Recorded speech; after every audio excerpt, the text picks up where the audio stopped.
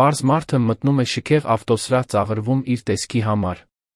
Երբ նրան սադրանք են անում, նա զարմացնում է բոլորին, ասելով, որ ուզում է գնել 30 տրակտոր։ Այն, ինչ տեղի է ունենում հետո, ընդմիշտ փոխում է սրահի ճակատագիրը, թողնելով անմոռանալի դաս հարգանքի մասին։ Արը դաժանորեն տապակում էր Արմավիրի մարզի Արմավիր քաղաքի ասֆալտը, որտեղ ագրոբիզնեսը թելադրում էր քաղաքի ռիթմը։ Գլխավոր պողոտայում, ժամանակակից շենքերի միջազգային ֆրանչայզերի մեջ, առանձնանում էր ագրոմեքենաներ Հորիզոն ընկերության վաճառասրահի վիթխարի ճակատամասը, տարածաշրջանի տրակտորների գյուղատնտեսական գործիքների ամենամեծ դիլերային կենտրոնը։ Նրա կանաչ նեոնային ցուցանակը, որը տեսանելի էր կիլոմետրերից, հպարտորեն հայտարարում էր ապագայի տեխնոլոգիաներ հայկական դաշտերի համար։ Այդ պարզ երկնքով հինգշաբթի օրը, առավոտյան ժամը 10:12-ին 78-ամյա Բենյամին Քոչարյանը կայանեց իր հին կապույտ F100 պիկապը, 1979 թ. մոդելի, վեբ հաճախորդների համար նախատեսված հատվածում։ Արմավիրի մարզի կարմրահողային տափաստանների կարմիր փոշին, որը կպած էր թերին, կտրուկ հակադրվում էր կայանատեղիի հայելային մարմարե հատակին։ Բենյամինը, ում իր հողերում, Մերձավանում, պարոն Բենիկ էին ճանաչում, կարգի բերեց ժամանակից մաշված ծղոտե գլխարկը դանդաղ իջավ մեքենայից։ Տասնամյակների աշխատանքից կոշտացած նրա ձեռքերը զգուշորեն փակեցին պիկապի դուռը, չնայած ժանգոտած օղակներին, որոնք բողոքի նշանով ճռճռացին։ Նա հագել էր գունաթափված վանդակավոր վերնաշապիկ, մաշված ջինսե տաբատ, պարզ մետաղական ճարմանդով գոտի մաշված կաշվե կոշիկներ, որոնք ներծծված էին Արմավիրի մարզին բնորոշ կարմիր հողով։ Վերնաշապիկի գրպանում մի փոքրիկ տետր կար, մանրամասն գրառումներով այն տրակտորների մոդելների մասին, որոնք նա մտադիր էր ուսումնասիրել։ Վաճառասրահի ներսը իսկական հուշարձան էր գյուղատնտեսական շքեղությանը։ Սպիտակ ճենապակյա սալիկները փայլում էին ռազմավարականորեն տեղադրված LED լույսերի տակ։ Ամենաժամանակակից տրակտորները, օդորակիչներով, սրահներով, թվային վահանակներով, դասավորված էին որպես քանդակներ ժամանակակից արվեստի թանգարանում։ Մուգ կանաչ պոլո շապիկներով երիտասարդ վաճառողները, որոնց վրա ասեղնագործված էր ընկերության լոգոն, շրջում էին սարքավորումների միջ, պլանշետները ձեռքերին, պատրաստ ցույց տալու արտադրողականության գրաֆիկներ դաշտում շահագործման 3 սիմուլյացիաներ։ Ներս մտնելուն պես նոր կաշվի փայտային բույրի բույրը լցվեց նրա քթանցքները, այնքան տարբեր թաց հողի նոր եփած սուրճի հոտից, որին նա սովոր էր իր կալվածքում։ Բենյամինը դանդաղ քայլում էր, փորձառու աչքերով դիտելով յուրաքանչյուր մեքենա։ Նրա համար այդ մեքենաները պարզապես գործիքներ չէին, դրանք աշխատանքային գործընկերներ էին, ուղեկիցներ ժամանակի եղանակի դեմ ամենօրյա պայքարում։ Գլխավոր հաշվասեղանի մոտ 6 վաճառող աշխույժ զրուցում էր նախորդ գիշերվա ֆուտբոլի մասին։ Նրանց մեջ առանձնանում էր 32-ամյա Ֆիլիպ Մանուկյանը, խանութի արտրային մենեջերը։ Բարձրահասակ, կատարյալ հարթեցված մազերով, ներմուծված գելով, պատվերով կարված կոստյումով, ձախ դաստակին շքեղ ժամացույցով։ Նրա ուժեղ օծանելիքը հայտարարում էր նրա ներկայության մասին դեռ մինչ նրա ձայնը։ Ֆիլիպը տնօրինության սիրելին էր, անցած 3 եռամսյակների բոլոր նպատակները գերազանցելով, հիմնականում կենտրոնանալով խոշոր արտադրողների վրա, ովքեր ժամանում էին տարվա նորագույն պիկապներով ապրանքանիշի հագուստով։ Լռությունը անմիջական էր, երբ Բենյամինը մոտեցավ։ Հայացքները հատվեցին, երիտասարդ վաճառողների դեմքերին հայտնվեցին զուսպ չարամիտ ժպիտներ։ Ֆիլիպը կարգավորեց իր փողկապը մեկ քայլ առաջ արեց, ցուցադրելով իր արտրային ժպիտը, որը նա ամեն առավոտ փորձում էր հայելու մեջ։ «Կարող եմ օգնել ձեզ, պարոն», հարցրեց նա, առանց ձեռքը մեկնելու, գլխից մինչ ոտք գնահատելով այդ մարդուն, ով կարծես ուղիղ դաշտից էր եկել։ «Բարի օր, երիտասարդ», պատասխանեց Բենյամինը ամուր հանգիստ ձայնով, ի նշան հարգանքի հանելով գլխարկը։ «Եկել եմ տրակտորներ տեսնելու։ Պետք է թարմացնեմ իմ տեխնիկան»։ Տեխնիկա բառը ետի վաճառողների մոտ ճնշված ծիծաղ առաջացրեց։ Ֆիլիպն ավելի լայն ժպտաց, արագ հայացք նետելով գործընկերներին, ասելով նայեք սրան, նախքան իր ուշադրությունը կվերադարձներ այցելուին։ «Ահ, պարոն, դուք տրակտորներ եք փնտրում», Ֆիլիպը չափազանց բարձր տոնով ասաց, կարծես Բենյամինը լսողության հետ խնդիրներ ուներ։ «Համոզվա՞ծ եք, որ շուկա չեք փնտրում։ Փոքր արտադրողների տոնավաճառը քաղաքի մյուս կողմում է, գիտեք»։ Ծիծաղներն այժմ ավելի բաց էին։ Տիգրանը, երիտասարդ վաճառողներից մեկը, չդիմացավ մեկնաբանեց. Միգուցե նա դրսում կայանված այդ հնության համար պահեստամասեր է փնտրում։ Բենյամինը չխանգարվեց։ Նրա աչքերը, որոնք խորը շագանակագույն էին, ինչպես բերրի հողը, որը նա մշակում էր, մնացին ամուր, առանց անհարմարություն ցույց տալու նայելով Ֆիլիպին։ Ոչ, տղաս։ Ես ճիշտ տեղում եմ։ Ուզում եմ տրակտորներ տեսնել։ Լավագույնները, որոնք ունեք։ Ֆիլիպը ձեռքերը ծալեց, զվարճանքը դրոշմված նրա դեմքին։ Գիտեք, թե որքան արժե տրակտորն այստեղ, պարոնը։ Նա դադար տվեց, հասկանալով, որ չգիտի այդ մարդու անունը, ըստ էության, նույնիսկ չէր էլ մտածում իմանալու մասին։ Պարոն։ Մեր մոդելները սկսվում են $500,000-ից։ Պարոն, պատկերացնում եք, թե ինչ է դա նշանակում։ Բենյամինը պարզապես հանգիստ գլխով արեց։ Ես լավ գիտեմ փողի արժեքը, երիտասարդ։ Ես ծնվել եմ մի ժամանակ, երբ մետաղադրամը մետաղադրամի վրա էին հաշվում։ Ավելի շատ ծիծաղներ արձագանքեցին սրահում։ Ֆիլիպն այժմ հենվում էր հաշվասեղանին, կարծես վայելում էր լավ կատակերգություն։ Նայեք, ժողովուրդ, մենք այստեղ պատմաբան ունենք, հայտարարեց նա վաճառողների լսարանին։ Եվ ինչ եք մշակում ձեր կալվածքում։ Թույլ տվեք գուշակել, համայնքային բանջարանոց։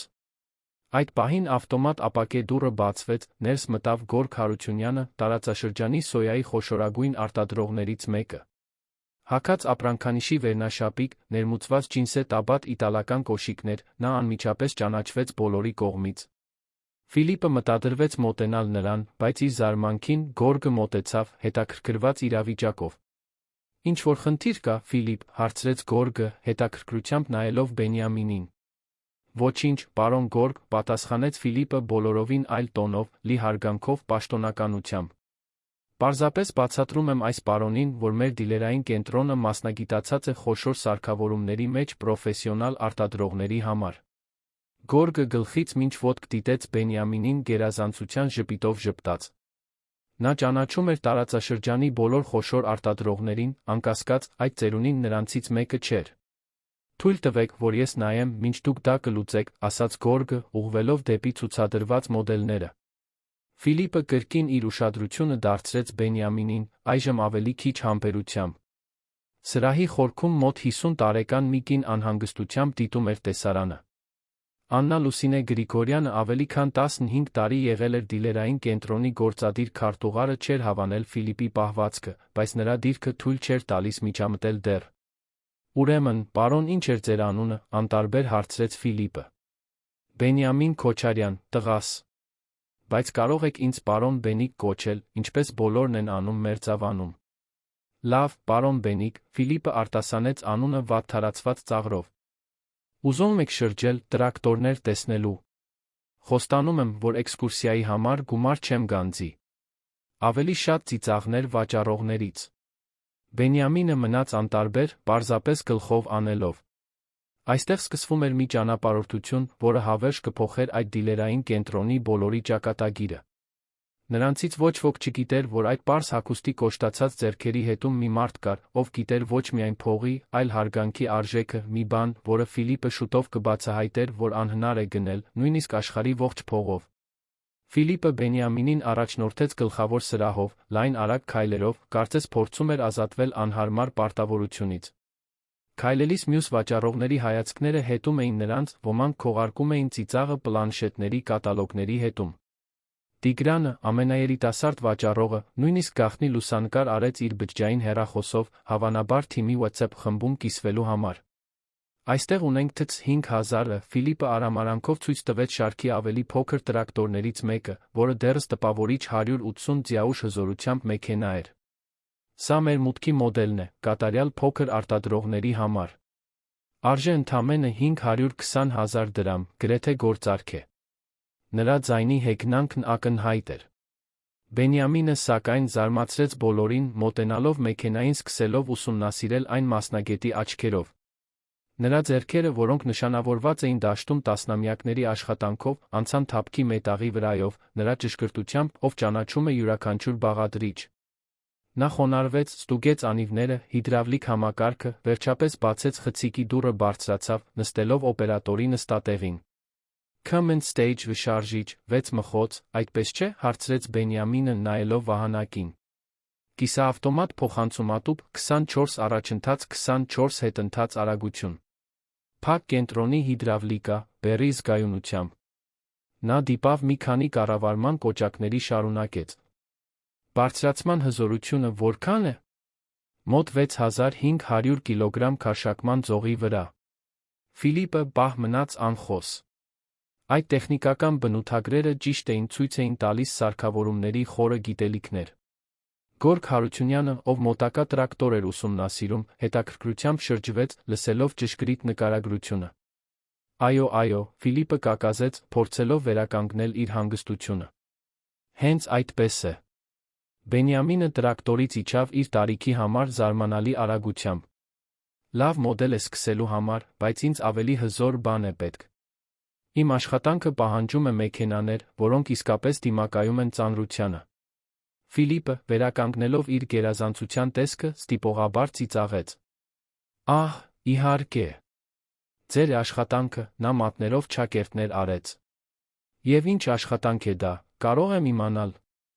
Ես հիմնականում մշակում եմ սոյա, եգիպտացորեն բամբակ, ցանքաշրջանառությամբ։ Վերջին տարիներին փորձեր եմ արել նացորենով, լավ արդյունքներով։ Եվ քանի հեկտար ունեք այդ ֆերմայում, Ֆիլիպը շեշտեց վերջին բառը, ավելի շատ ծիծաղ առաջացնելով վաճառողների շրջանում, ովքեր այժմ մոտենում էին տեսարանը դիտելու, փոքրիկ հանդիսատես կազմելով։ Բավական է լավ սարքավորումներ արդարացնելու համար, պատասխանեց Բենյամինը, առանց իրեն թույլ տալու սադրել։ Գորգ Հարությունյանը մոտեցավ, հետաքրքրված այդ պարզ տեսքով պարոնի տեխնիկական գիտելիքներով։ Դուք կարծես թե շատ եք հասկանում գյուղատնտեսական տեխնիկայից, մեկնաբանեց Գորգը, նոր հետաքրքրությամբ ուսումնասիրելով Բենյամինին։ Կարիքն է սովորեցնում, տղաս։ Երբ սկսեցի, փող չունեի ամեն անգամ մեխանիկ վճարելու, երբ մեքենան կոտրվում էր։ Ստիպված էի սովորել դժվար ճանապարհով։ Ֆիլիպը, ակնհայտորեն անհանգստացած Գորգի, ծերունուն ցուցաբերած ուշադրությունից, արագ միջամտեց։ Պարոն Գորգ, կարող եմ ձեզ ցույց տալ նոր մոդելը, որը երեկ է ժամանել։ Հենց նոր է դուրս եկել գործարանից, դեռ կատալոգում չկա։ Մի փոքր ուշ, Ֆիլիպ, պատասխանեց Գորգը, դեռս հետաքրքրված Բենյամինով։ Ես հետաքրքրված եմ իմանալու, թե որտեղից եք, պարոն։ Մերձավանից, մոտ 70 կիլոմետր այստեղից, պատասխանեց Բենյամինը։ Իմ կալվածքը գտնվում է Արաքս գետի շրջակայքում։ Գորգի աչքերը մի փոքր նեղացան։ Այդ շրջանում։ Հետաքրքիր է։ Ես այնտեղ շատ խոշոր արտադրողներ չգիտեմ։ Մեծ մասը փոքր ֆերմերներ կամ գյուղական բնակավայրեր են։ Ֆիլիպն օգտվեց առիթից։ Հենց դա էի մտածում, բացականչեց նա հաղթական ժպիտով։ Միգուցե դուք ավելի համեստ գործիքներ եք փնտրում։ Մենք ունենք օգտագործված սարքավորումների շարք, որը միգուցե ավելի լավ կտեղավորվի ձեր բյուջեում։ Բենյամինը մնաց հանգիստ, պարզապես թեթակի գլխով անելով։ Ես ուզում եմ տեսնել ավելի հզոր մոդելներ։ Ամենաառաջատարները։ Ֆիլիպը հայացքներ փոխանակեց մյուս վաճառողների հետ, կարծես ներքին կատակ էին կիսում։ Գորգը իր հերթին, ավելի ու ավելի էր հետաքրքրվում այդ պարոնով։ Դե, քանի որ դուք պնդում եք, Ֆիլիպը թատերական ժեստ արեց, գնանք տեսնենք լավագույն մոդելները։ Հետեք ինձ դեպի պրեմիում հատված։ Մինչ նրանք քայլում էին դեպի ցուցասրահի մյուս կողմը, Ֆիլիպը շշնջաց Տիգրանին, այս ծերունին երիթե խելքից թռել է։ Հավանաբար մի կով է վաճառել, կարծում է, որ կարող է տրակտոր գնել։ Ես մի փոքր էլ կզվարճանամ, նախքան նրան դուրս կհանեմ։ Աննա Լուսինեն, քարտուղարը, ով ամեն ինչ հեռվից էր դիտում, ավելի ու ավելի էր անհանգստանում իրավիճակից։ Ագրոմեքենաներ հորիզոնում աշխատած տարիների ընթացքում նա արդեն ականատես էր եղել Ֆիլիպի ամբարտավանության տարբեր դրսևորումների, բայց սա անցնում էր բոլոր սահմանները։ Զուսպ կերպով նա վերցրեց իր հեռախոսը, հաղորդագրություն ուղարկեց։ Դիլերային կենտրոնի պրեմիում հատվածը բարձրացված տարածք էր, որին հասնելու համար անհրաժեշտ էր անցնել 3 աստիճանով շրջապատված էր կարմիր թավշյա պարաններով։ Այնտեղ ցուցադրված էին ընդամենը 3 տրակտոր, որոնցից յուրաքանչյուրը ներկայացնում էր համաշխարհային գյուղատնտեսական տեխնոլոգիայի գագաթնակետը։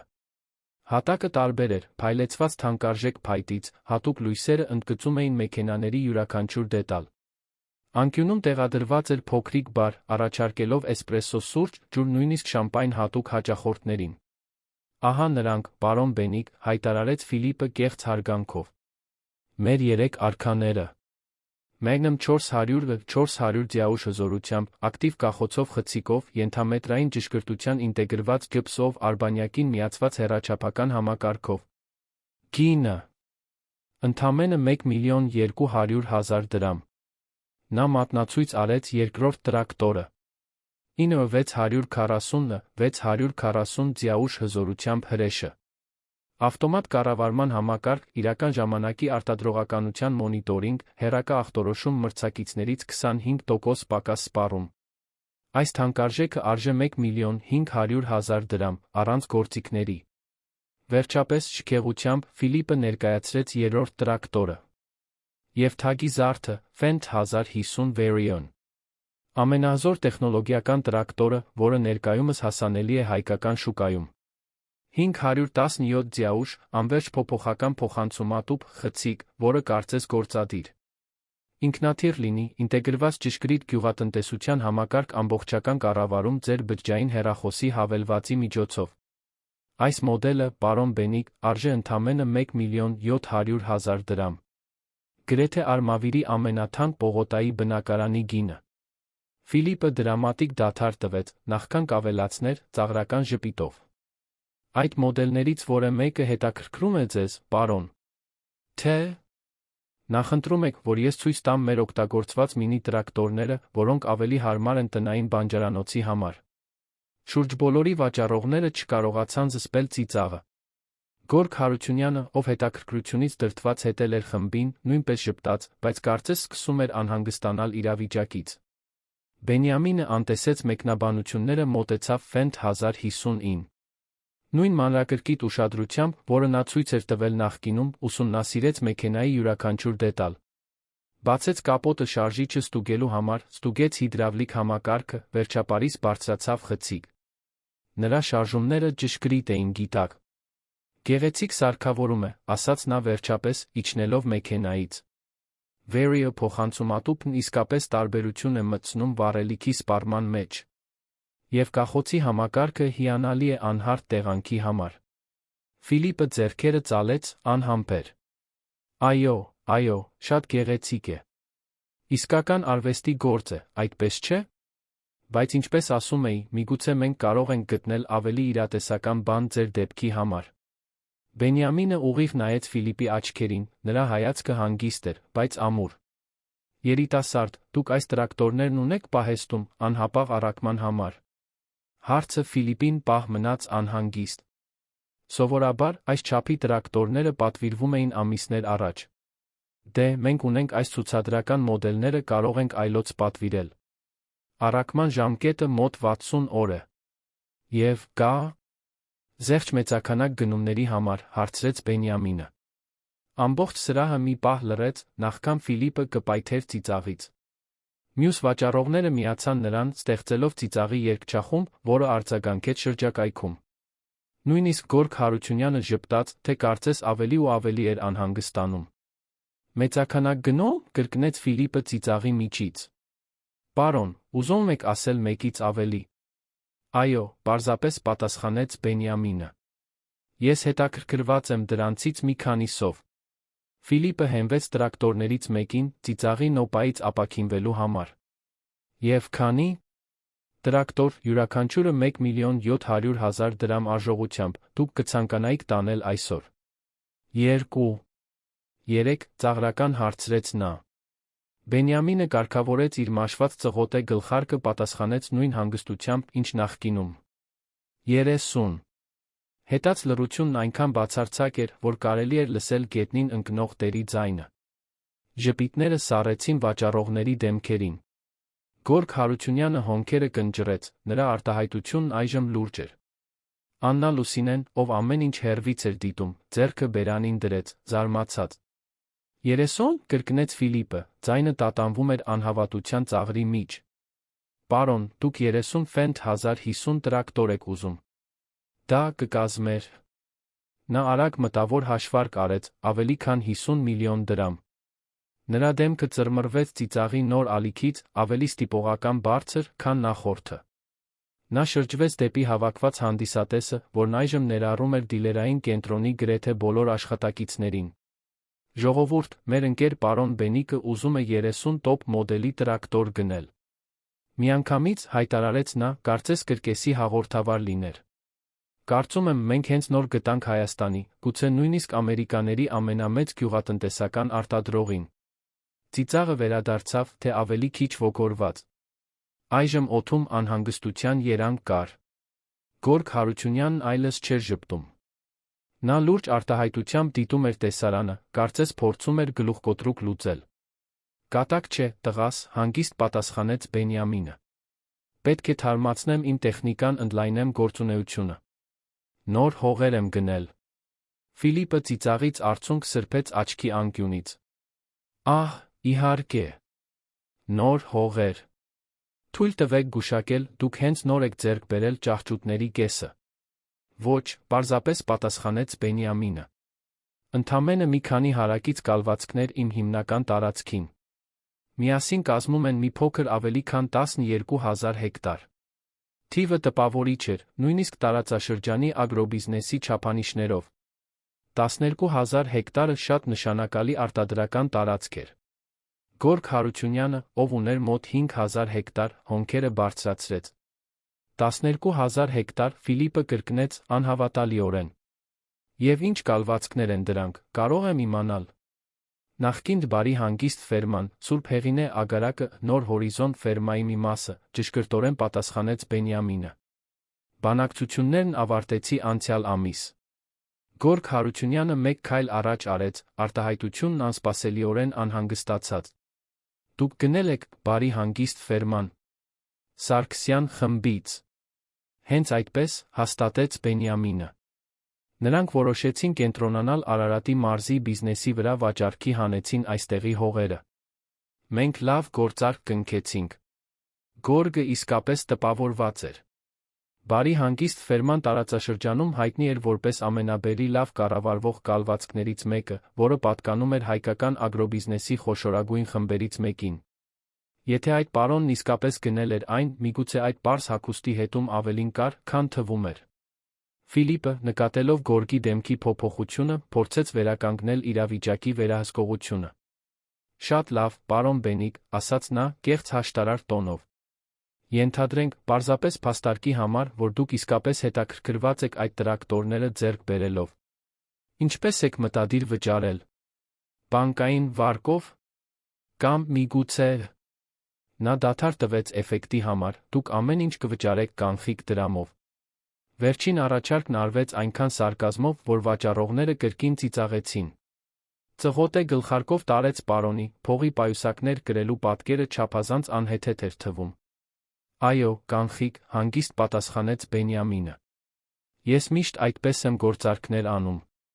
Ֆիլիպի ծիծաղը վերածվեց բարձր ծիծաղի։ Կանխիկ։ Ես գիտեի։ Նա շրջվեց դեպի հանդիսատեսը։ Մեր ընկերը 50 միլիոն կվճարի կանխիկ դրամով։ Հավանաբար ամեն ինչ թաքցրել է այդ ծղոտե գլխարկի մեջ։ Ծաղրը հասել էր գագաթնակետին, երբ Ֆիլիպը որոշեց ավելի բարձրացնել մակարդակը։ Նա մոտեցավ Բենյամինին, կանգնելով նրա դեմքից մի քանի սանտիմետր հեռավորության վրա։ Գիտեք ինչ, պարոն Բենիկ,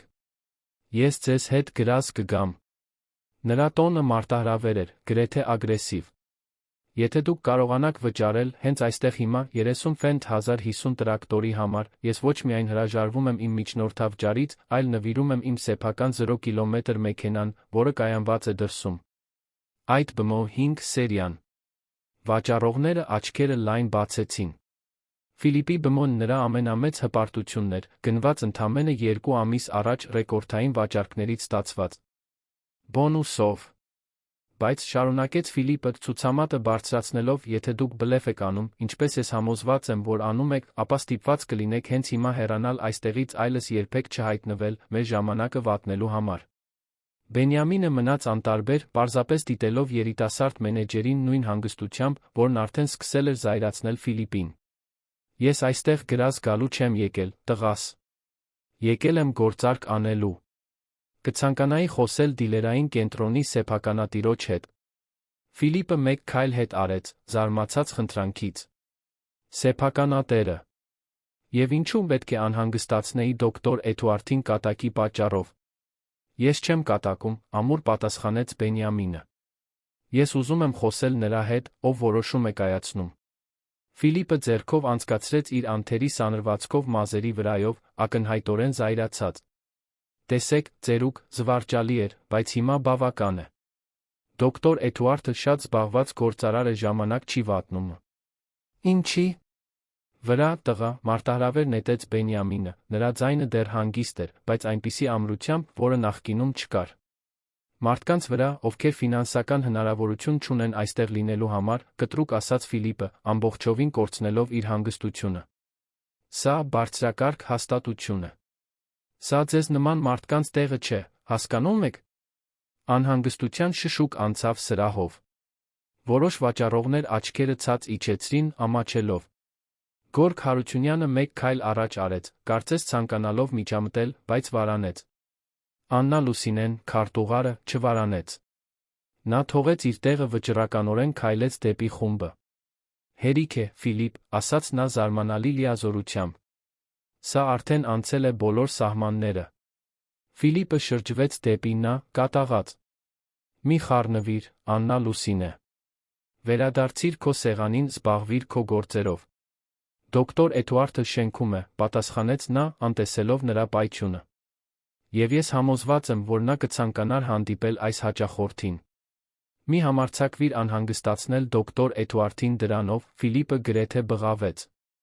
Ես եմ արտրային մենեջերը այստեղ, ես եմ որոշում, թե ով է խոսում նրա հետ։ Աննա Լուսինեն ուղիղ նայեց Բենյամինին։ Պարոն, կցանկանայիք խոսել դոկտոր Էդուարդ Վարդանյանի հետ։ Ես կարող եմ ձեզ հենց հիմա նրա մոտ տանել։ Շատ շնորհակալ եմ, տիկին, պատասխանեց Բենյամինը, գլխի թեթ շարժումով։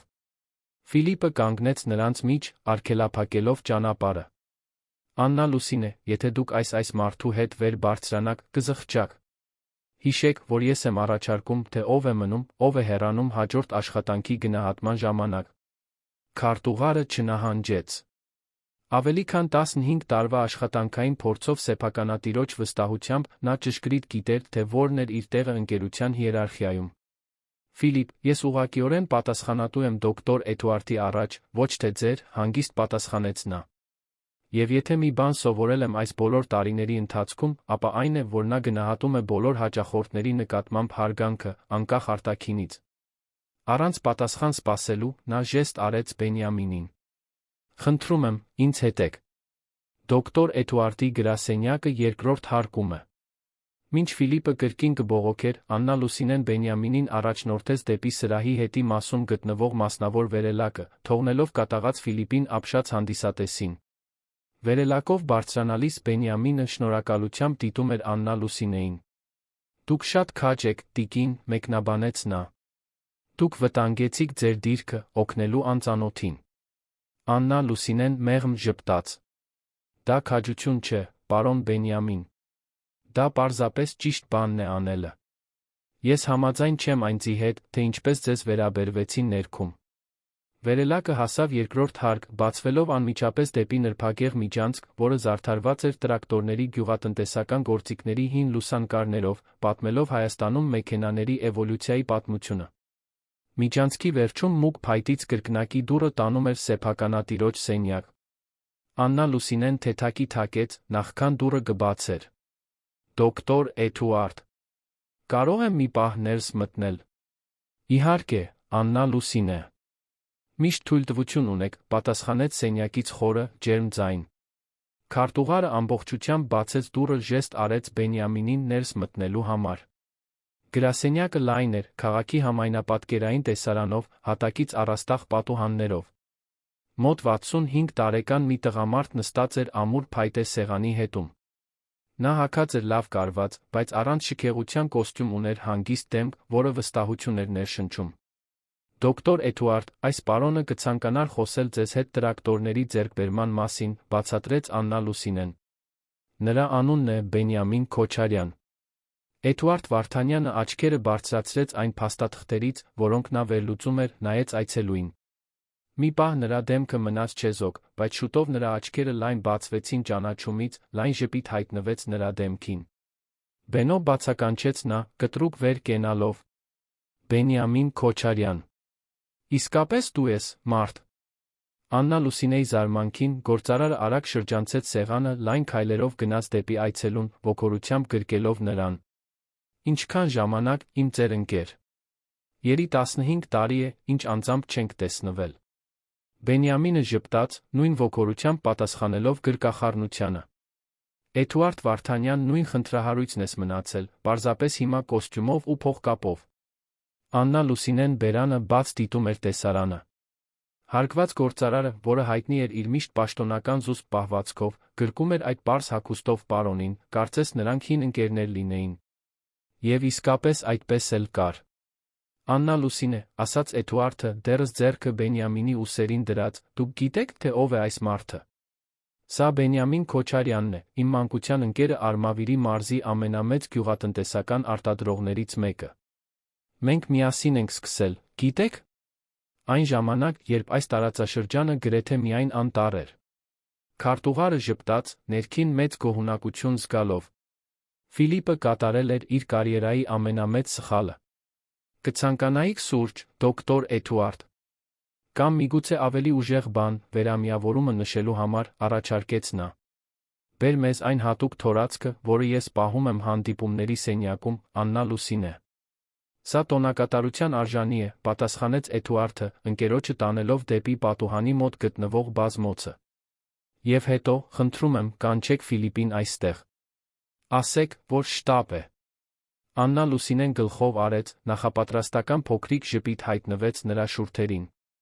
Փոթորիկը նոր էր սկսում ձավորվելը ագրոմեքենաներ հորիզոնի հորիզոնում, Ֆիլիպը չգիտեր, թե ինչ էր սպասվում իրեն։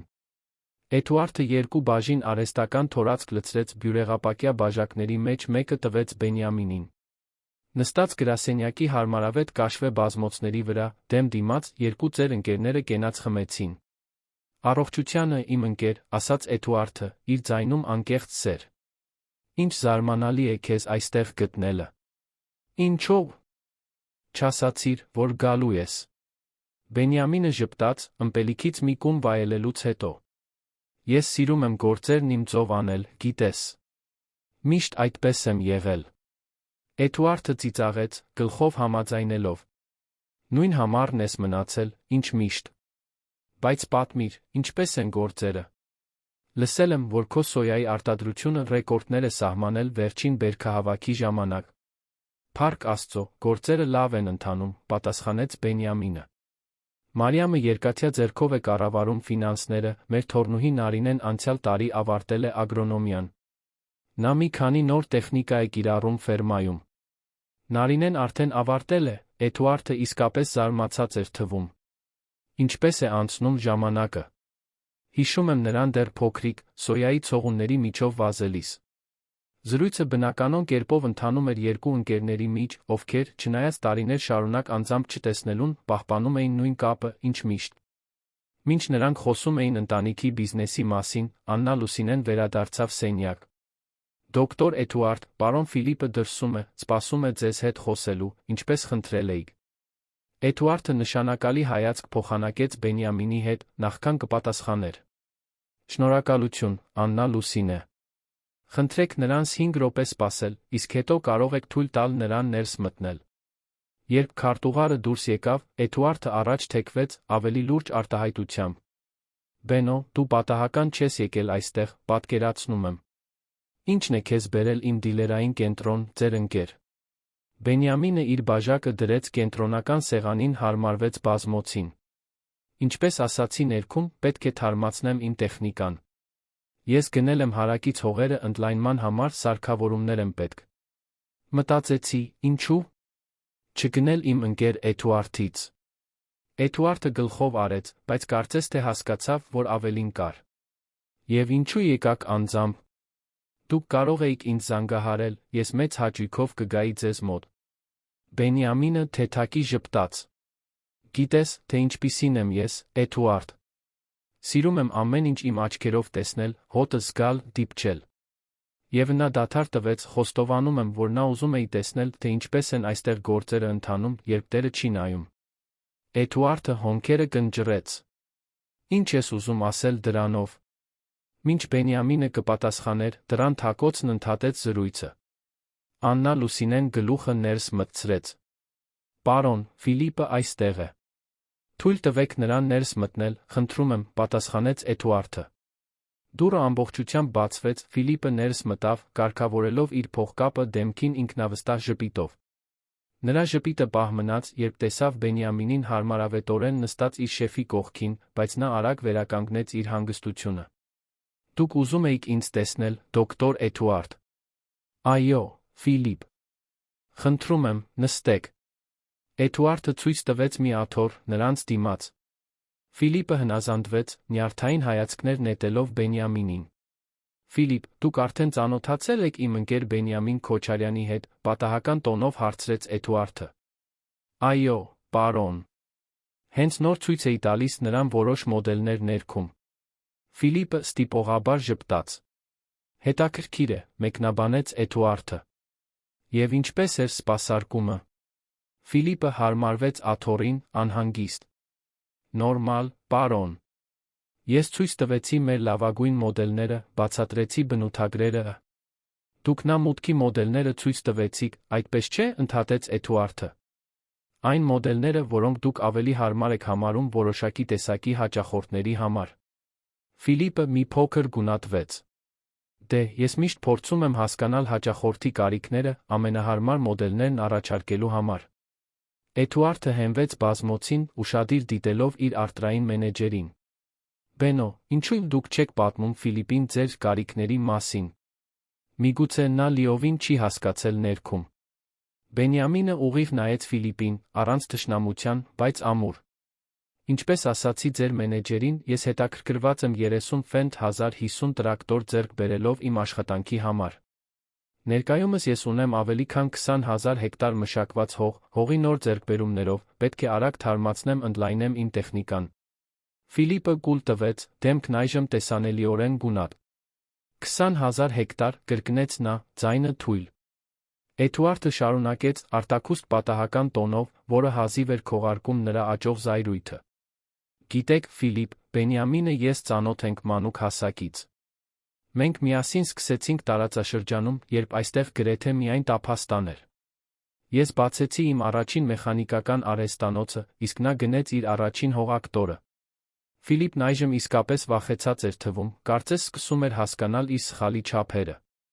Դոկտոր Էդուարդ, ես չգիտեի, իհարկե չգիտեիք, ընդհատեց Էդուարդը, նրա տոնն այժմ ավելի կոշտ էր։ Եվ ինչպես կարող էիք իմանալ։ Ի վերջո, Բենյամինը այստեղ չեկավ շքեղ պիկապով, ոչ էլ ապրանքանիշի հագուստով։ Նա հագած է նույն հագուստը, որը հագնում է իր ֆերմայում աշխատելու համար, որտեղ, չնայած սեփականատեր լինելուն, անձամբ հետում է արտադրության յուրաքանչյուր փուլին։ Ֆիլիպը բերանը բացեց խոսելու, բայց Էդուարդը բարձրացրեց ձեռքը, լռեցնելով նրան։ Բենո, ինչ ճիշտ տեղի ունեցավ ներքում։ Բենյամինը խորը շունչ քաշեց, նախքան կպատասխաներ։ Նրա դեմքին բավարարվածություն չկար, միայն որոշակի տխրություն։ Ինձ վերաբերվեցին որպես մեկին, ով չէր պատկանում այդ վայրին, Էդուարդ։ Ներս մտնելու պահից ծիծաղ կար, չարամիտ մեկնաբանություններ։ Ձեր մենեջերը առաջարկեց, որ ես կորած եմ, որ պետք է փնտրեմ փոքր արտադրողների տոնավաճառը։ Յուրաքանչյուր բառ կարծես հարված լիներ Ֆիլիպին, ով ավելի ու ավելի էր խորանում իր աթոռում։ Երբ նշեցի, որ ուզում եմ տեսնել առաջատար տրակտորները, ինձ ծաղրեցին։ Երբ խոսեցի 30 միավոր գնելու մասին, ինձ բացահայտորեն ծաղրեցին։ Եվ հետո Բենյամինը ուղիղ նայեց Ֆիլիպին, ձեր մենեջերը գրազ եկավ։ Ասաց, որ եթե ես կարողանամ վճարել տրակտորների համար, նա կհրաժարվի իր միջնորդավճարից կնվիրի ինձ իր մեքենան։ Էդուարդը դանդաղ շրջվեց դեպի Ֆիլիպը, նրա աչքերն այժմ սառն էին։ Դուք գրազ եկաք ձեր մեքենան, Ֆիլիպ։ Մի հաճախորդի դեմ, ով ուզում էր 30 տրակտոր գնել։ Դոկտոր Էդուարդ, դա պարզապես կատակ էր, Ֆիլիպը փորձեց բացատրել, նրա ձայնը դողդողում էր։ Դուք պետք է հասկանաք համատեքստը։ Նա չէր թվում, ինչ Ֆիլիպ, կտրեց Էդուարդը, նրա ձայնը վտանգավոր հանգիստ էր։ Բավական հարուստ։ Բավական կարևոր։ Արժանի։ Ձեր թանկարժեք ժամանակին։ Հետաց լռությունը ծանր էր, գրեթե շոշափելի։ Ֆիլիպը նայում էր մի մարդուց մյուսին, հուսահատորեն ելք փնտրելով։ Պարոն, ես ներողություն եմ խնդրում, եթե ինչ-որ թյուրիմացություն է եղել։ Երբեք իմ մտադրությունը չի եղել որևէ մեկին անարգել։ Թյուրիմացություն, Էդուարդը վեր կացավ, չկարողանալով զսպել իր զայրույթը։ Աննա Լուսինեն հաղորդագրությամբ ինձ զեկուցեց, թե ինչ է կատարվել ներքում, մինչ դուք ծաղրում էիք իմ ընկերոջը։ Դուք ոչ միայն անարգեցիք նրան, այլ խրախուսեցիք մյուս վաճառողներին անել նույնը։ Ֆիլիպը գլուխը կախեց, անպաշտպան։ Եվ ամենավատը, շարունակեց Էդուարդը, այժմ քայլելով սենյակում, այն է, որ դուք դա արեցիք մի հաճախորդի հետ, ով եկել էր կատարելու այս դիլերային կենտրոնի պատմության մեջ ամենամեծ մի անվագ գնումը։ 30 տրակտոր, Ֆիլիպ։ Պատկերացնում եք, թե ինչ է դա նշանակում։ Ես չէի պատկերացնում։ Հենց այդպես։ Դուք չպատկերացրեցիք, չհաշվի առաք, չհարգեցիք։ Եվ գիտեք ինչու։ Որովհետև գնահատեցիք գիրքը իր շապիկով։ Կարծեցիք, որ պարզ հագուստը կոշտացած ձեռքերը նշանակում են, որ նա արժանի չէ ձեր հարգանքին։ Էդուարդը կանգ առավ, խորը շունչ քաշեց նայեց Բենյամինին, ով հանգիստ մնում էր բազմոցին։ Բենո, ես ներողություն եմ խնդրում իմ ընկերությունում ստացած վերաբերմունքի համար։ Սա հակասում է այն ամենին, ինչին ես հավատում եմ, այն արժեքներին, որոնք ես փորձում եմ կիրառել այստեղ։ Բենյամինը հաշտարար ժեստ արեց ձեռքով։ Պետք չէ ներողություն խնդրել, Էդուարդ։ Դուք չէիք, ով ինձ անարգեց։ Էդուարդը կրկին շրջվեց դեպի Ֆիլիպը։ Ֆիլիպ, այն օրվանից, երբ դուք ստանձնեցիք արտրային մենեջերի պաշտոնը, մեր վաճառքներն աճեցին, ճիշտ է։ Բայց ես մտահոգիչ զեկույցներ եմ ստացել ձեր պահվածքի մասին։ Հաճախորդներին արամարական վերաբերմունք, վաճառողներին անհիմն ճնշում, ամբարտավան վերաբերմունքը։ Դոկտոր Էդուարդ, ես արդյունքներ եմ ստեղծում, փորձեց փաստարկել Ֆիլիպը, վերականգնելով իր սովորական վստահությունից մի փոքր։ Իմ վաճառքները, ինձ չի հետաքրքրում, թե որքան եք վաճառում, եթե գինը մարդկանց արժանապատվությունն է, կտրեց Էդուարդը։ Այս ընկերությունը այդպես չի կառուցվել, այդպես չի կառավարվի, քանի դեռ ես ղեկին եմ։ Ֆիլիպը կրկին գունատվեց, հասկանալով զրույցի ուղղությունը։ Ինչ եք ասում, պարոն։ Էդուարդը ուղիղ նայեց իր արտրային մենեջերի աչքերին։ Ասում եմ, որ դուք ազատված եք աշխատանքից, Ֆիլիպ։ Բառերը մուրճի պես ընկան երիտասարդ մենեջերի վրա։ Նրա դեմքը տատանվում էր անհավատության, զայրույթի, վերջապես, պարտության մեջ։ Դուք չեք կարող դա անել։ Ես ամենալավ վաճառողն եմ, որը երբեք ունեցել է այս ընկերությունը։ Կարող եմ անում եմ, ամուր պատասխանեց Էդուարդը։ Եվ դուք կարող եք հիանալի վաճառող լինել, բայց դուք վատ մարդ եք։ Եվ այս ընկերությունում մենք ավելին ենք գնահատում երկրորդը, քան առաջինը։ Ֆիլիպը կտրուկ վեր կացավ, դեմքն այժմ կարմիր, նվաստացումից։ Այս ամենը այս գյուղացու պատճառով։ Էդուարդը սպառնալի քայլ արեց դեպի Ֆիլիպը։ Զգույշ եղեք ձեր խոսքերի հետ, զգուշացրեց նա, ձայնը ցածր վերահսկվող։ Դուք արդեն ազատված եք աշխատանքից։ Մի վատթարացրեք ձեր իրավիճակը։ Բենյամինը հանգիստ վեր կացավ, ձեռքը դրեց Էդուարդի ուսին։ Արժանի չէ, իմ ընկեր։ Թող տղան գնա։ Ֆիլիպը նայեց մեկից մյուսին, վիրավորված հպարտությունը դրոշմված նրա դեմքին։ Դուք դեռ կզղջաք դրա համար, մրմնջաց նա, նախքան դուրս գալու համար շրջվելը։ Ֆիլիպ, կանչեց Բենյամինը, երբ երիտասարդը պատրաստվում էր բացել դուռը։ Ձեր գրազի մասին մի անհանգստացեք։ Ես չեմ ուզում ձեր մեքենան։ Հուսով եմ, որ դուք ինչ-որ բան կսովորեք այս ամենից։ Ֆիլիպը չպատասխանեց։ Նա դուրս եկավ, դուռը փակելով իր հետից, գրասենյակում պահի լռություն թողնելով։ Միգուցե ես շատ խիստ էի, մեկնաբանեց Էդուարդը մի քանի ակնթարթից հետո։ Բենյամինը բացասաբար գլխով արեց։ Արդար էր։ Այդ տղան հարգանքի մասին դասի կարիք ուներ։ Էդուարդը նորից նստեց, այժմ ավելի թեթ արտահայտությամբ։ Դե, անցնենք գործին։ Դուք իսկապես ուզում եք 30 ֆենտ 1050 գնել։ Բենյամինը ժպտաց գլխով արեց։ Այո, ես ուզում եմ լավագույն գինը, որը կարող եք տալ, ձեր ընկեր։ Ի վերջո, ամեն օր չէ, որ մեկը միանգամից 30 տրակտոր է գնում։ Էդուարդը ծիծաղեց, վերցնելով իր հեռախոսը։ Աննա Լուսինե, խնդրում եմ պատրաստեք փաստաթղթերը, ագրոմեքենաներ Հորիզոնի պատմության մեջ ամենամեծ վաճառքի համար։ Եվ կանչեք ֆինանսական բաժինը այստեղ։ Մեզ աջակցություն պետք կգա դա մշակելու համար։ Ֆիլիպի աշխատանքից ազատվելու լուրն արագորեն տարածվեց դիլերային կենտրոնում։ Վաճառողներն ու աշխատակիցները նյարդային հայացքներ էին փոխանակում, ոմանք մեղավոր արտահայտություններով, մյուսները հազիվ քողարկված թեթացումով։ Աննա Լուսինեն արագորեն կազմակերպեց փոքր թիմ, պատրաստելու անհրաժեշտ փաստաթղթերը մեգագործարքի համար, որը պատրաստվում էր տեղի ունենալ։ Գլխավոր սրահում Գորգ Հարությունյանը, ով դեռ այնտեղ էր, նոր բերքահավաք մեքենայի մոդել էր ուսումնասիրում, հետաքրքրությամբ դիտում էր անսովոր շարժումը։ Նա մոտեցավ Տիգրանին, ով հատկապես տխուր էր թվում։ Ինչ է կատարվում։ Բոլորը խուճապի մեջ են թվում, հարցրեց Գորգը։ Տիգրանը վարանեց, նախքան ցածր ձայնով կպատասխաներ։ Ֆիլիպը հենց նոր ազատվեց աշխատանքից։ Եվ դուք չեք հավատա, բայց այդ ծերունին, պարոն Բենյամինը, նա դոկտոր Էդուարդի անձնական ընկերն է, իսկապես եկել է 30 տրակտոր գնելու։ Գորգը գլխով արեց, առանց զարմանք ցույց տալու։ Երբ նա նշեց բարի հանգիստ ֆերման, ես կասկածեցի, որ դա կարող է ճիշտ լինել։ Ես ճանաչում եմ հին տիրոջը, նա ցանկացածի չէր վաճառի։ Աննա Լուսինեն այդ պահին իջավ աստիճաններով գնաց դեպի սրահի կենտրոն։ Նա 2 անգամ ծափահարեց, բոլորի ուշադրությունը գրավելու համար։ Ուշադրություն, ժողովուրդ։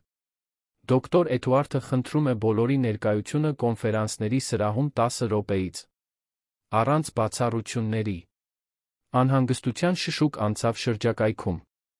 Բոլոր աշխատակիցների հետ հանդիպումները սովորաբար նշանակում էին մեծ փոփոխություններ, արտրային մենեջերի աշխատանքից ազատվելուց հետո նյարդայնությունը հասկանալի էր։ 10 րոպե անց ագրոմեքենաներ, հորիզոն-ի կոնֆերանսների սրահը լեփ-լեցուն էր։ Վաճառողներ, վարչական անձնակազմ, տեխնիկական մասնագետներ, բոլորը կուտակված էին տարածքում, ոմանք կանգնած էին պատերի մոտ։ Գորգ Հարությունյանը նույնպես հրավիրվել էր մասնակցելու, որպես կարոր հաճախորդի հարգանքի նշան։ Դուռը բացվեց, ներս մտավ Էդուարդ Վարդանյանը, ուղեկցությամբ Բենյամին Քոչարյանի։ Երկուսը բարեկամաբար զրուցում էին, ինչպես հին ընկերներ։ Աննա Լուսինեն հետում էր նրանց, փաստաթղթերի թղթապանակով։ Գործարարի անթերի կոստյումի ֆերմերի պարզ հագուստի ու հողոտ կոշիկների միջ հակադրությունն ակնհայտ էր, բայց երկուսի կեցվածքն էլ նույն արժանապատվությունն էր արտահայտում։ Էդուարդը դիրք գրավեց սենյակի առջում, մինչ Բենյամինը զուսպ մնաց նրա կողքին։ Բարի երեկո բոլորիդ, սկսեց Էդուարդը, նրա խորը ձայնը լցնում էր տարածքը։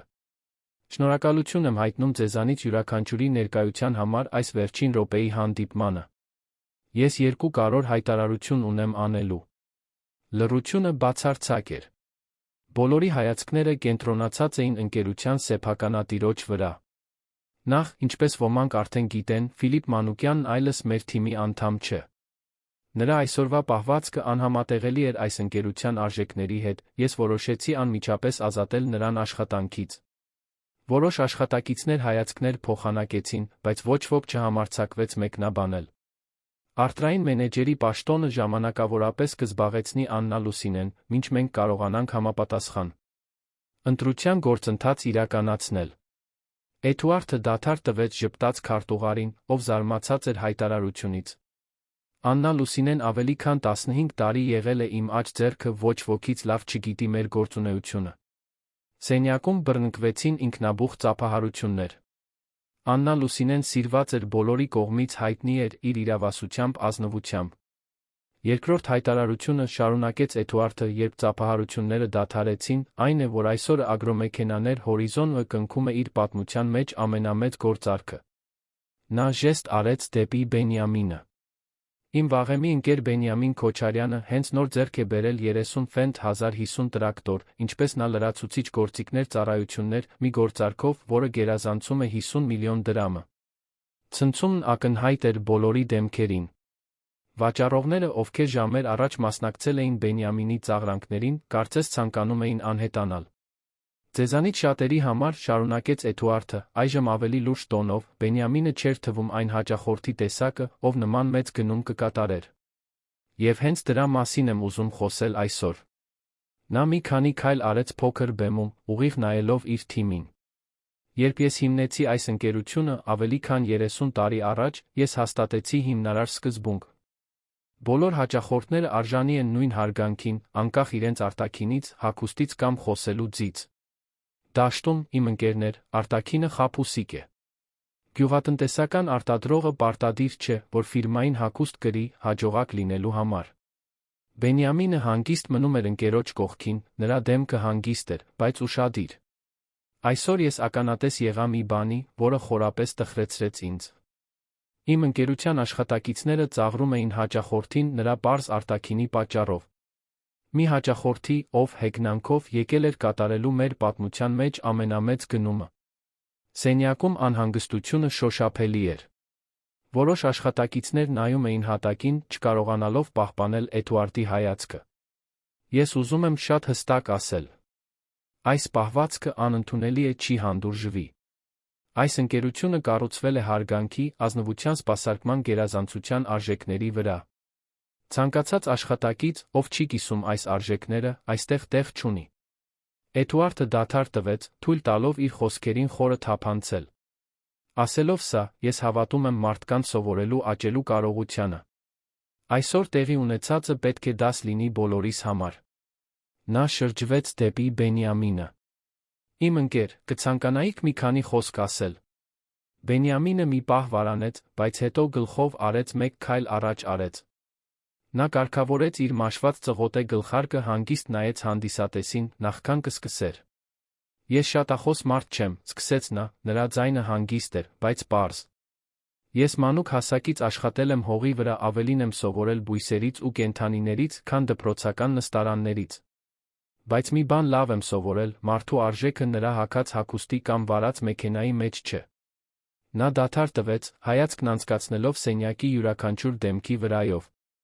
Երբ ես մտա այստեղ այսօր, տեսա ծաղրական ժպիտները, լսեցի ծիծաղները։ Ես չվիրավորվեցի, որովհետև դա առաջին անգամը չէր, հավանաբար վերջինը չի լինի։ Բայց տխրեցի։ Տխրեցի, որ դուք, խելացի լավ պատրաստված երիտասարդներ, դեռ գնահատում եք գիրքը իր շապիկով։ Տիգրանը, ամենաերիտասարդ վաճառողը, ով լուսանկարել էր Բենյամինին ծաղրելու համար, գլուխը կախեց, ակնհայտորեն ամաչելով։ Ես այստեղ չեմ եկել այսօր, որևէ մեկի աշխատանքից ազատվելու կամ բարոյական դաս տալու համար։ Ես եկել եմ տրակտորներ գնելու իմ ֆերմայի համար, պարզապես այդքանը։ Բայց միգուցե այս իրավիճակից ինչ-որ լավ բան կարող է դուրս գալ։ Միգուցե հաջորդ անգամ, երբ մի պարզ մարդ, կոշտացած ձեռքերով մաշված հագուստով, մտնի այդ դռնով, դուք կհիշեք այս օրը, կմտածեք, իսկ եթե նա մեկ այլ Բենյամին լինի։ Հարգալից լռություն էր տիրում սենյակում։ Նույնիսկ Գորգ Հարությունյանը, ով հայտնի էր իր միշտ ամբարտավան կեցվածքով, նոր հիացմունքով էր դիտում ֆերմերին։ Գիտեք, շարունակեց Բենյամինը, ես սկսել եմ 10 հեկտար հողով, որը ժառանգել եմ հորիցս։ Աշխատել եմ արածակից մինչ մայրամուտ ավելի քան 50 տարի։ Երբեք չեմ ամաչել բահ վերցնելուց, նույնիսկ այն բանից հետո, երբ կարողացել եմ գնել իմ առաջին տրակտորը։ Երբեք անհրաժեշտություն չեմ տեսել իմ հողոտ կոշիկները փոխել իտալական կոշիկներով, իմ արժեքն ապացուցելու համար։ Էդուարդը հպարտությամբ դիտում էր ընկերոջը։ Հարգանքը չի գնվում։ Այն ձեռք է բերվում գործողությունների, բնավորության, ազնվության միջոցով։ Փողը գալիս է ու գնում, բայց հարգանքը, երբ կորցնում ես, դժվար է վերականգնել։ Հիշեք դա։ Բենյամինը նորից կարգավորեց գլխարկը, ազդարարելով, որ ավարտել է։ Սենյակում բռնկվեցին ինքնաբուխ անկեղծ ծափահարություններ, սկսվելով ամաչկոտորեն աճելով ինտենսիվությամբ։ Էդուարդը ժպտաց, միանալով ծափահարություններին, մինչ Բենյամինը, անհարմարավետ զգալով ուշադրությունից, պարզապես թեթակի գլխով արեց, շնորհակալություն հայտնելով։ Երբ ծափահարությունները դադարեցին, Էդուարդը կրկին խոսեց. Շնորհակալություն, Բենո։ Ձեր խոսքերն ավելին են ասում, քան ցանկացած քաղաքականություն կամ ուսուցում կարող էր սովորեցնել։ Նա շրջվեց դեպի թիմը։ Այսօրվանից ես ուզում եմ վերաբերմունքի փոփոխություն մեր ընկերությունում։ Յուրաքանչյուր հաճախորդ, ով կմտնի այդ դռնով, արժանի է հարգանքի, պրոֆեսիոնալիզմի նույն մակարդակին, անկախ իր արտաքինից։ Նա ազդանշան տվեց Աննա Լուսինեին, ով մոտեցավ փաստաթղթերի թղթապանակով։ Հիմա, եթե թույլ կտաք, մենք կարևոր պայմանագիր ունենք ավարտելու։ Աննա Լուսինեն ժամանակավորապես կստանձնի արտրային մենեջերի պաշտոնը, առաջիկա օրերին կհաղորդի մնացած փոփոխությունները։ Շնորհակալություն բոլորի ուշադրության համար։ Երբ աշխատակիցները սկսեցին ցրվել, շատերը ամաչկոտորեն մոտեցան Բենյամինին ներողություն խնդրելու նախկին վերաբերմունքի համար։ Ֆերմերը յուրաքանչյուրին ընդունում էր գլխի շարժումով ամուր ձեռքսեղմումով, առանց նախատինքի։ Գորգ Հարությունյանը վերջիններից մեկն էր, ով մոտեցավ։ «Պարոն Բենյամին, ես նույնպես ուզում էի ներողություն խնդրել։ Խոստովանում եմ, որ սխալմամբ եմ գնահատել ձեզ»։ «Ամեն ինչ լավ է, երիտասարդ», պատասխանեց Բենյամինը։ «Բոլորս էլ սխալներ ենք անում։ Կարևորը դրանցից սովորելն է»։ Մինչ սենյակը դատարկվում էր, Էդուարդը, Բենյամինը, Աննա Լուսինեն գնացին ավելի փոքր հանդիպումների սենյակ, գնման մանրամասները ավարտելու համար։ Փաստաթղթերը վերանայվեցին, պայմանները քննարկվեցին, զգալի զեղչ կիրառվեց, որպես բարի կամքի ժեստ։ «Էդուարդ, պետք է գնամ իմ պիկապի մոտ», ասաց Բենյամինը պայմանագիրը ստորագրելուց հետո։ «Մի քանի րոպեից կվերադառնամ»։ Հետաքրքրված Էդուարդը պարզապես գլխով արեց։ 15 րոպե անց Բենյամինը վերադարձավ, ուղեկցությամբ երկու տղամարդու, ովքեր կրում էին մաշված կաշվե մեծ պայուսակ։ Երբ նա բացեց պայուսակը հանդիպումների սեղանին, Էդուարդը աչքերը լայն բացեց։ Այն լի էր 100-200 դրամանոց թղթադրամների կազմակերպված կապոցներով։ «Բենո, դու իսկապես չես մտածում 50 միլիոն կանխիկ վճարելու մասին, այդպես չէ՞, հարցրեց Էդուարդը, միաժամանակ զվարճացած անհանգստացած։ «Իհարկե ոչ», ծիծաղեց Բենյամինը։ «Սա պարզապես կանխավճարի մի մասն է։ Մնացածը պիկապում է, այլ պայուսակներում։ Ես միշտ այդպես եմ գործարքներ անում, գիտես»։ Էդուարդը գլխով արեց, ծիծաղելով։ «Դուք ձեր հին մեթոդները։ Մեզ հաշվիչ հավանաբար բանկ պետք կգա հատուկ ավանդի համար»։ Աննա Լուսինեն, պահպանելով պրոֆեսիոնալիզմը, չնայած զարմանքին, արդեն հեռախոսով էր, անհրաժեշտը կազմակերպելով։ 3 ժամ անց, երբ գումարը պատշաճ կերպով հաշվարկված էր, փաստաթղթերը ստորագրված, ագրոմեքենաներ Հորիզոնի պատմության մեջ ամենամեծ վաճառքը պաշտոնականացվեց։ Էդուարդը պնդեց, որ տոնական ընթրիք առաջարկի քաղաքի լավագույն ռեստորանում, բայց Բենյամինը նրբանկատորեն մերժեց։ «Պետք է տուն վերադառնամ, Մարիամն ինձ է սպասում։ Մենք խոստացել էինք այսօր ընթրել Նարինեի հետ, նրա ծննդյան օրը նշելու համար։ Գոնե թույլ տվեք, որ ես ուղեկցեմ ձեզ մինչ ձեր պիկապը», պնդեց Էդուարդը։ Երկու ընկերները միասին իջան մինչ դիլերային կենտրոնի գլխավոր սրահը, որն այժմ գրեթե դատարկ էր աշխատանքային օրվա վերջում։ Միայն մի քանի աշխատակիցներ էին մնացել, ներառյալ Աննա Լուսինեն, ով ուղեկցեց նրանց մինչ ելքը։ Կայանատեղիում Բենյամինը կանգնեց իր հին կապույտ F100-ի կողքին, դեռս ծածկված Արմավիրի մարզի կարմիր փոշով։ Դրա կողքին, ամբարտավանորեն կայանված, զբաղեցնելով երկու տեղի մի մասը, կանգնած էր Ֆիլիպի ԲՄ 5 սերիան, որը շտապ աշխատանքից ազատվելու պատճառով չէր տարել մեքենան։ «Գիտես, Էդուարդ», մեկնաբանեց Բենյամինը զուսպ ժպիտով, «կարծում եմ, որ էլի մի քանի տարի կպահեմ այդ հին F100-ը։ Այն ինձ հիշեցնում է, թե որտեղից եմ եկել, այն արժեքները, որոնք երբեք չեմ ուզում մոռանալ»։ Էդուարդը գլխով արեց, լիովին հասկանալով, թե ինչ էր ուզում ասել ընկերը։ «Տրակտորները կառաքվեն պայմանավորված ժամկետում», հավաստիացրեց Էդուարդը։ «Եվ ես անձամբ կվերահսկեմ տեղադրումը։ Շատ բարի կգաք, իմ ընկեր։ Մարիամը կպատրաստի այն գյուղական հավը, որը դուք այդքան եք սիրում»։ Երկուսս մեկ անգամ գրկախառնվեցին, տասնամյակների բարեկամությունը կնքված փոխադարձ վստահությամբ հարգանքով։ Նախքան իր պիկապ նստելը, Բենյամինը շրջվեց դեպի Աննա Լուսինեն, ով զուսպ ժպիտով դիտում էր տեսարանը։ «Տիկին Աննա Լուսինե, շատ շնորհակալ եմ այսօրվա համար։ Դուք ավելի շատ քաջություն, ազնվություն ցուցաբերեցիք, քան շատ տղամարդիկ, ում ես ճանաչում եմ»։ «Հաճույք էր, պարոն Բենյամին։ Եվ պատիվ կլինի կրկին ձեզ հյուրընկալել մեր դիլերային կենտրոնում, երբ որ կարիք ունենաք»։ Բենյամինը նստեց իր հին պիկապը, գործարկեց շարժիչը, որը մռնչաց հին, լավ պահպանված մեքենաների գյուղական հմայքով, վերջին անգամ ձեռքով արեց, նախքան կհեռանար։ Մինչ կապույտ F100-ը հեռանում էր, կայանատեղիում փոշի բարձրացնելով, Էդուարդը Աննա Լուսինեն կանգնած էին կողք կողքի, դիտելով։ «Գիտեք, Աննա Լուսինե», մեկնաբանեց Էդուարդը, «մենք շատ բան ունենք սովորելու Բենյամին Քոչարյանի նման մարդկանցից»։ «Այո, պարոն», համաձայնեց նա։ «Եվ կարծում եմ, որ այսօր ամբողջ թիմը ստացավ մի դաս, որը շուտով չի մոռանա»։ Վերադառնալով դիլերային կենտրոնի ներսը, այդ օրվա իրադարձությունների ականատես աշխատակիցները փոքր խմբերով մեկնաբանում էին։ Տիգրանը, հատկապես աստված փորձից, մոտեցավ ցուցափեղկերից մեկին, նայեց իր արտացոլանքին փայլեցված ապակու մեջ։ Ես այսօր գրեթե կորցրի իմ աշխատանքը, մեկնաբանեց նա գործընկերոջը։ Եվ ամեն ինչ այն պատճառով, որ ես գնահատեցի մարդուն նրա արտաքինով։ Մենք բոլորս էլ գրեթե կորցրինք, պատասխանեց գործընկերը։ Բայց կարծում եմ, որ ավելի կարևոր բան ձեռք բերեցինք, հարգանքի մասին դաս։ Հաջորդ օրը Արմավիր քաղաքում զարմանալի լուր տարածվեց։ Ֆիլիպ Մանուկյանը վաճառքի էր հանել իր բմոն աշխատանք էր ընդունել Գեղարքունիքի մարզի մի փոքր դիլերային կենտրոնում։ Ասում էին, որ նա ինչ-որ բան էր սովորել խոնարհության մասին։ Ինչ վերաբերում է Բենյամին Քոչարյանին, նա վերադարձավ իր ֆերմա Մերձավանում, որտեղ շարունակեց աշխատել հողի վրա նույն սիրով նվիրումով, ինչ միշտ։ Նրա 30 նոր տրակտորները ժամանեցին պայմանավորված ժամկետում արտադրողականության նոր դարաշրջան բերեցին նրա հողերին։ Բայց ամենակարևորը տրակտորները չէին, ոչ էլ ռեկորդային գնման արժեքը, ոչ էլ հանրային դասը, որը նրա օրինակը տվեց։ Ամենակարևորը մի սկզբունքի վերահաստատումն էր, որը նա միշտ իր հետ էր կրում։ Մարդու իսկական արժեքը նրա ունեցածի կամ աշխարհին ներկայացրած արտաքինի մեջ չէ, այլ այն բնավորության մեջ, որը նա ցուցաբերում է իր ամենօրյա գործողություններով։ Ինչպես նա ինքն ասաց այդ հիշարժան օրը. հարգանքը չի գնվում, այն ձեռք է բերվում։ Սիրելի ունկնդիրներ, հուսով ենք, որ պարոն Բենյամինի պատմությունը դիպել է ձեր սրտերին կարևոր մտորումներ է բերել այն մասին, թե ինչպես ենք մենք գնահատում մեր շրջապատի մարդկանց։